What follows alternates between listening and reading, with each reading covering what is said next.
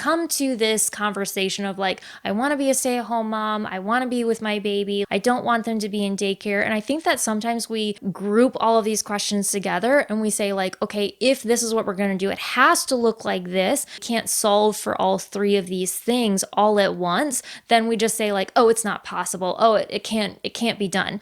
When really like we need to look at these separate questions as separate solutions to determine what is it that you're actually trying to solve for. And however we choose to take care of our family, it doesn't matter what anyone else thinks about us, because we are doing what we feel is best for us and for our children for the circumstances that we are currently in.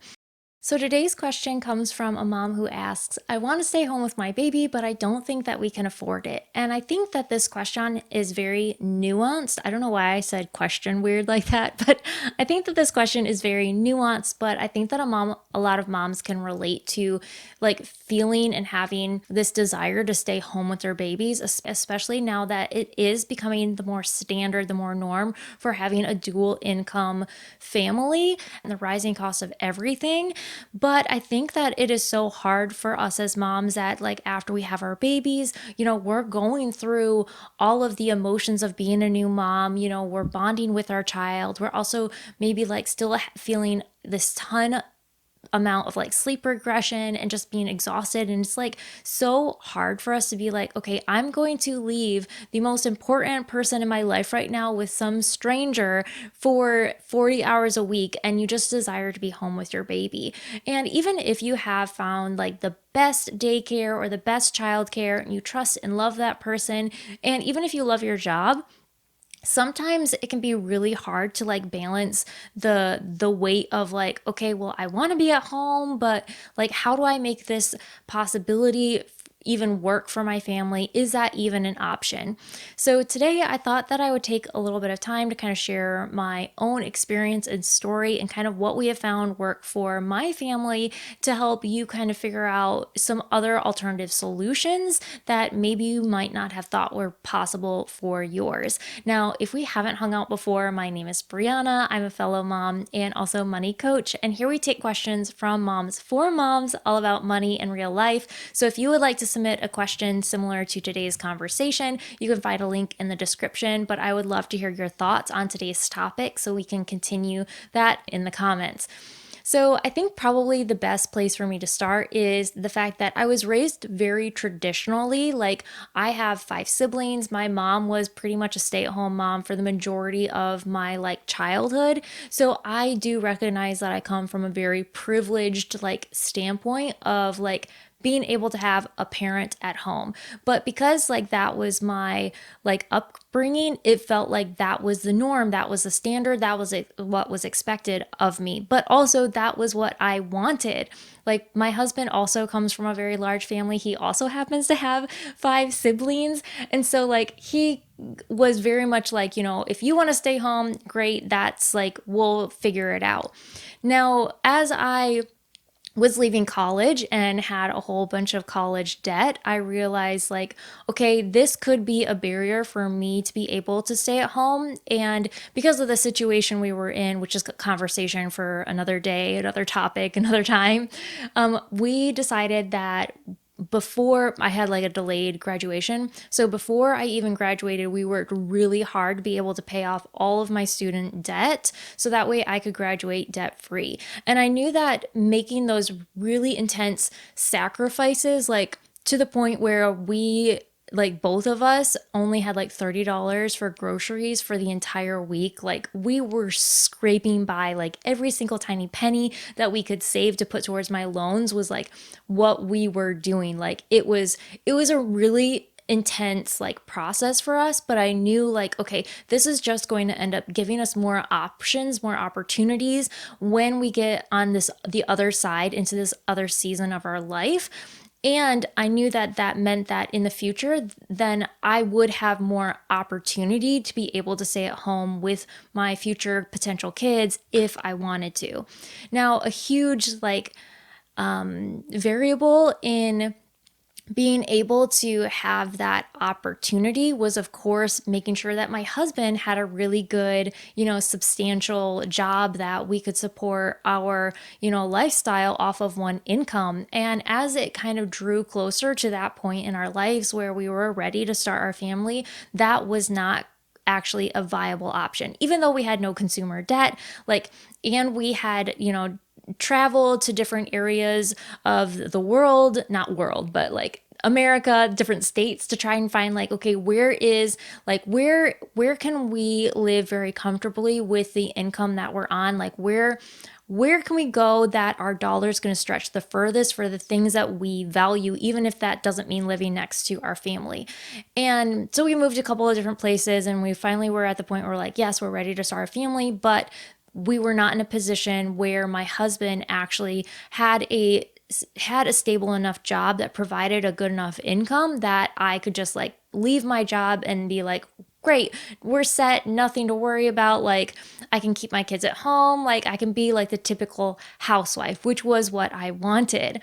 And I knew kind of looking ahead, maybe a year before we were anticipating trying to start our family, just thinking okay, well, my job does offer some remote positions, so maybe it would be possible that I could move into a remote role and then still be there for my kids as we had them. Now, if you do find that you are in a remote position or you can find remote employment, it is very important that you do check with your employer's policies to see what they consider or what they have written and documented for you to complete your job duty roles as a remote employee. Because with my employer, it was explicitly stated that if you are in a remote position, then you also could not be a full-time caregiver or caretaker for anyone else in your home. So if there was an elderly parent, if there was, another child there, you could not be the sole caretaker while you're also working. And so at least knowing that, I was okay, well, at this point in time, I was not in a remote position, but I was okay, if I were to be able to move into a remote position, I would still be able to be at home with my, future kids, but that meant that I would also need to have someone there at home, taking care of them. So that, of course, brought up some other challenges of what might that look like. When people think of okay, let's go ahead and hire a nanny, when I thought of okay, what does that entail? I always had this expectation that the only people that hired nannies were super well-off people. I had this whole mindset that this meant you had to be loaded to have a nanny. And because of the circumstances of the job that my husband was in, he had a contract position where it was okay, you have this work for this season of time. I think it was 8 to 12 months, maybe it was 11 months. And his schedule that he was working was actually offset from mine. So even though that meant that we were working 6 days a week, that his day off correlated with one of the working days that I had.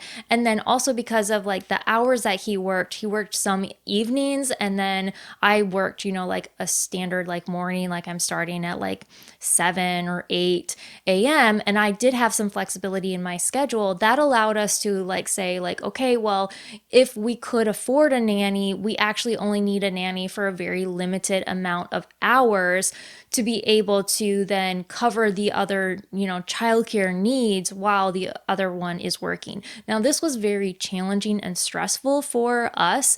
Not stressful in the fact that just day to day, everyone has stress in their lives.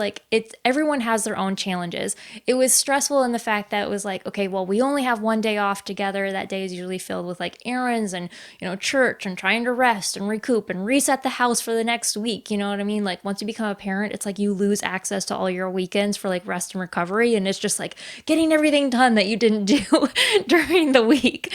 Let me know if you can relate. So even though we were both working to full-time jobs, that still didn't necessarily mean that we were raking in we were still very average middle class. But we were able to find a local nanny who was willing to work for what we could afford to pay. And I will say that if you do decide to go down this route of hiring a nanny, there's lots of different services available, because we were not in a position where I was willing to give up my job, because my husband, again, having a contract position, like, we knew that his job was very volatile, in that, like, he could have this contract, and based off of, his employer's needs, he may not have a renewal come time that his contract ends. And that meant, like, okay, my job had all of the benefits, had like this really stable pay, I had some flexibility in the hours that I chose to work, as long as I worked 40 hours within like a standard work week. And so because of that, I was like, I do not feel comfortable nor confident at this point in our lives leaving that stability. And sometimes as a mom, and especially as parents, it can be really challenging, because like, you want the best thing for your child, you want the best thing for your family. And sometimes, like, we as moms have the desire of thinking like, okay, well, the best thing for my child means for me to stay at home and like be the sole caregiver, when sometimes that is not necessarily the case. It's like creating a safe environment for your child to thrive and grow up. And sometimes that means that the mom then is the person working, and there's another caregiver coming in to support the role of the mom while she's able to provide stability, financial stability for her family. Now, there's another, side of this conversation of like, well, sometimes moms really enjoy working and they want to work, and that's how they, fulfill and take care of their family. And that's how she can be the best supporter of her family, because that's, that's what she needs to be able to be the best mom, which is a conversation for another day, but like, just to bring in that whole caveat as well. So where did we go after we found a nanny? So we had a nanny for about a year. I'm so incredibly blessed with the caregiver that we were able to find, and also like the situation of the life that we were in. I was like, okay, well, if we keep doing this for several years, this is amazing. Like, this feels so comfortable and so stable, and we feel so blessed. And then my husband's contract ended. And of course, again, as I said, depending on the needs of the company and what their business priorities are, they did not need his contract to be renewed. And so then he immediately became like, okay, well, I'm not working full time, so what's next?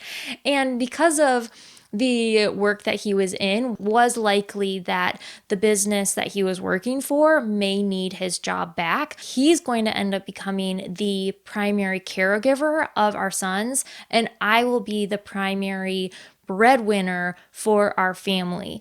And this ended up being like the situation that we decided to be in for several years, actually. And it ended up, we both had our individual challenges and struggles adjusting to these different roles. Like, not necessarily me adjusting to the role of like, okay, because like, I'm still at home, I'm still working.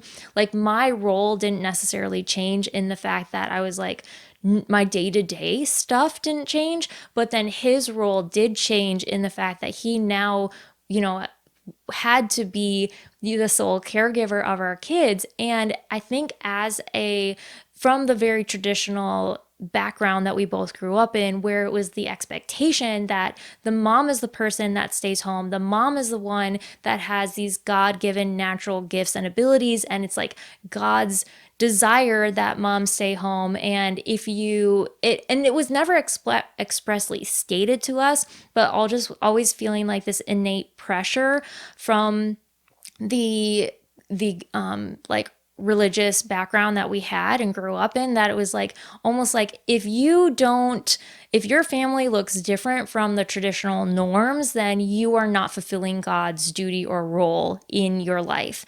And that was really like, we both had to deal with those different like emotional mindset challenges in our separate roles. And we just both kind of as a couple got to the point where we were like, we are doing what we feel God's calling us to do for our family, to make the best decisions for our family in the season of life that we're in. And however we choose to take care of our family, that it doesn't matter what anyone else thinks about us, because we're doing what we feel is best for us and for our children for the circumstances that we are currently in. Maybe you can relate to some of that, or maybe you can't, but because my husband was the main caregiver and I was the main breadwinner, there was still very much a part of me that was just like, I want to be home. I desire to be home. I wish that our roles were reversed, and my husband as well, right? So even though he ended up helping out a lot in that, because we were not paying for a nanny,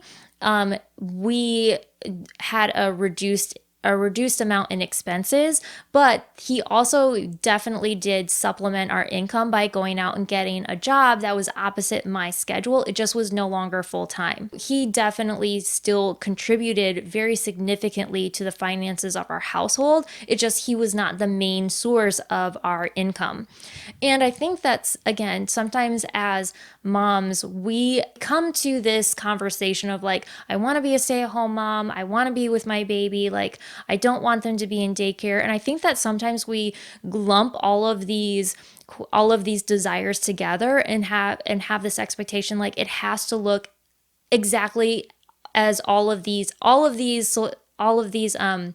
answers to these questions have to all be the same. So that means the mom is at home, that the baby's at home, and that the dad is the main supporter. Well, in reality, these are three separate questions and three separate solutions that we can look at individually and say okay, what is it that you're trying to solve for your family? Is it that you're just trying to keep your child out of daycare? Is there an opportunity that your child could stay at home with you, and then you just not being the sole provider for the sole caregiver for your baby?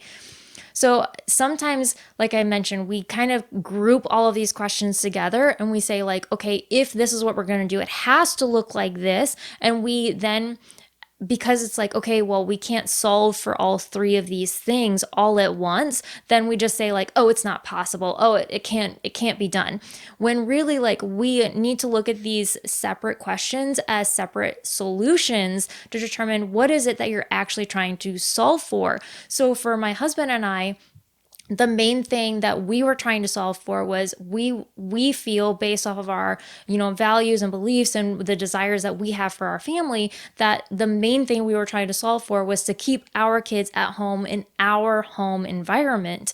And then the other two options were okay, if the one thing that we're trying to solve for is to keep our kids at home, then however the other two variables of me being at home as a sole caregiver, or my husband's job having enough to be able to support all three of us, those are secondary questions that then those solutions solve for the main question that we're trying to create a solution for, which is keep our kids at home. So again, sometimes we just group all of these together and say, well, no, since all of them can't happen all at once, then it's just not possible in today's day and age.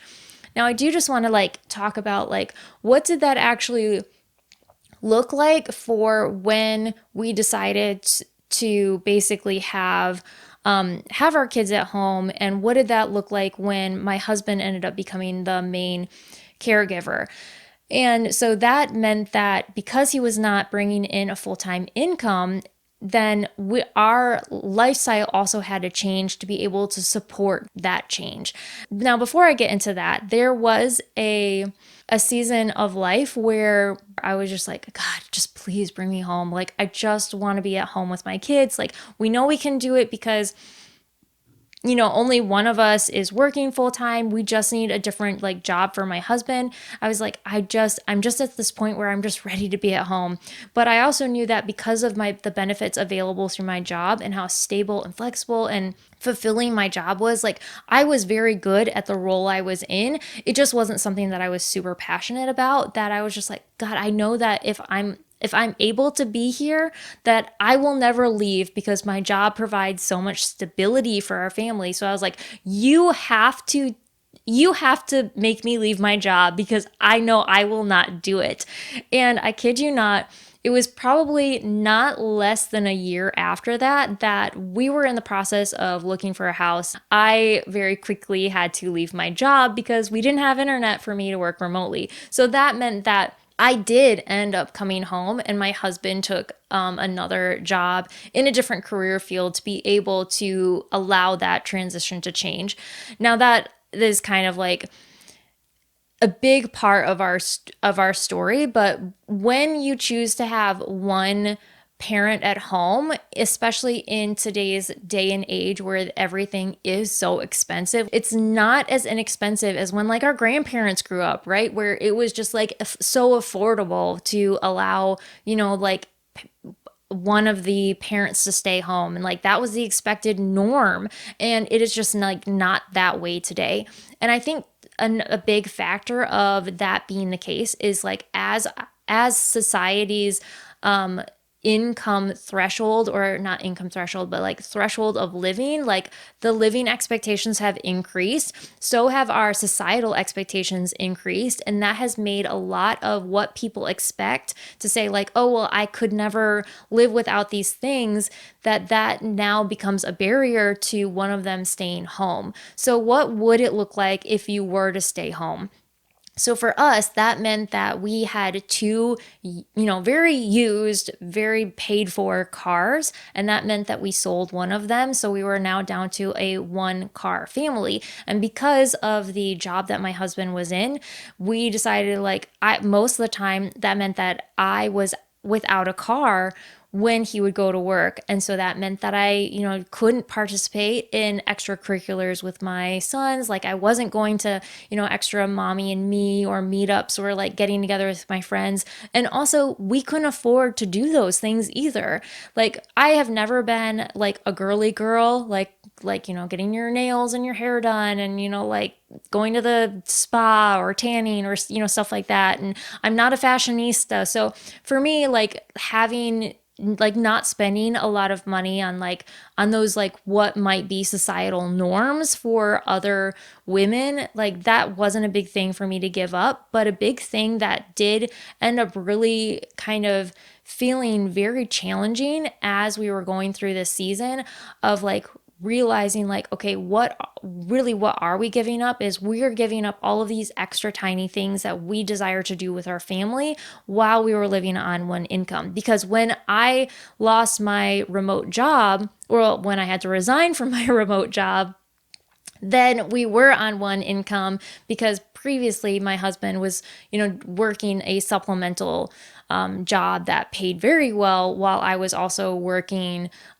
full time. So now we're down to just one income. And that meant that, we had no streaming services. We had no extra entertainment. It was like going to the library for books and movies and never eating out and having a really, really tight grocery budget.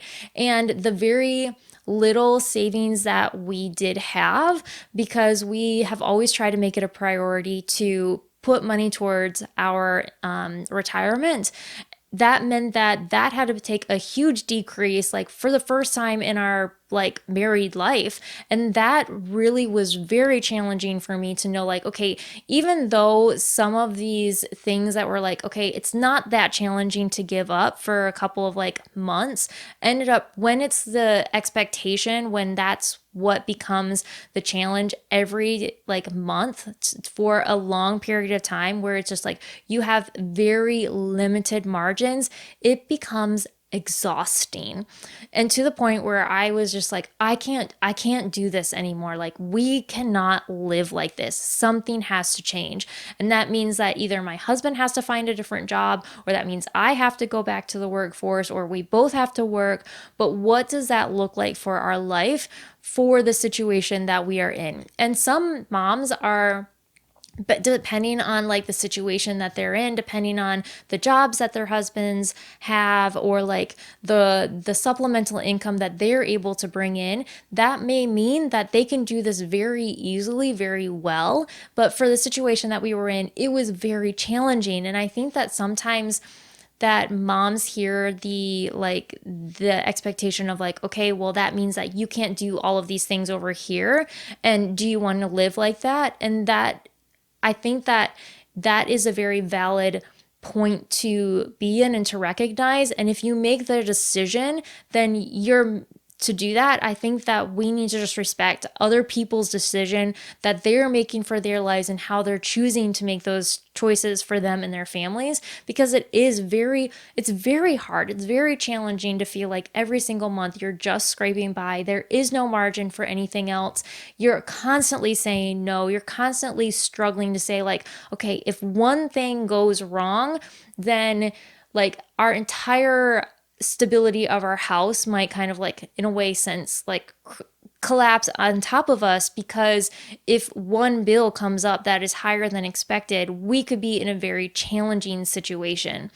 And so for me and my need for stability and security, we did not do that very long. But I think that for some moms that find themselves that knowing like, okay, if I make the choice to stay home and if I make that decision, then that's what our life would look like, that we sometimes can, from a outside perspective, if we have this expectation of like, oh, all moms need to stay home with their babies, all moms, need to, not work, and they like should stay home with their kids, and then like looking down on them if they decide not to make that decision for their family, because they know how challenging it would be for them and for their kids and everything they'd have to sacrifice, that it's not our place to then like judge them, because we don't have all the details. We don't have all of the information, and it's not our right to say you cannot live the life that you want to live, because we're not the ones going through that experience.